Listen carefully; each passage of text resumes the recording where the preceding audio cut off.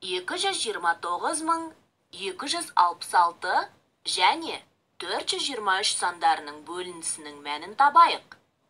2292 санының толық емес бөлгішін тапсақ, бөлінді 3 таңбалы сан болады. Бірінші толық емес бөліндіні табамыз. Оны оңай табу үшін 2292-ні 423-ге емес, 400-ге бөлеміз.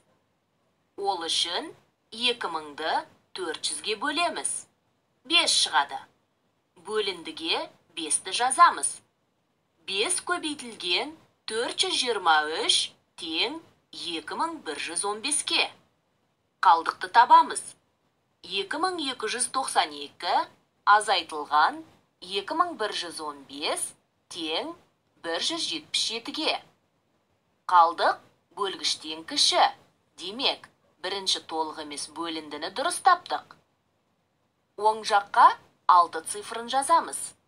Екінші толық емес 1776 бөлінгішін 423-ке бөлеміз.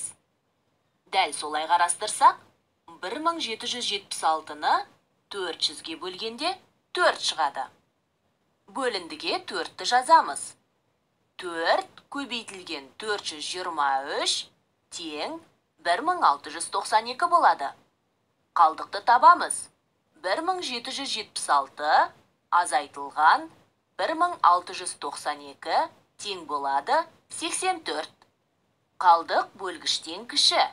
Демек, екінші толық емес бөліндіні дұрыс таптық. Оң жаққа 6 цифрын жазамыз.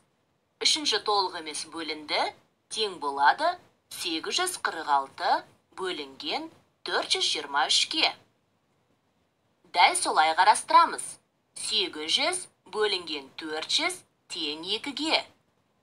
Бөліндіге 2-ні жазамыз. 2 көбейтілген 423 тең 846-ға. Қалдық 0-ге тең. Демек, бөліндінің мәнін дұрыс таптық. Жауабын оқимыз. 229266 бөлінген 423 тең болады 542.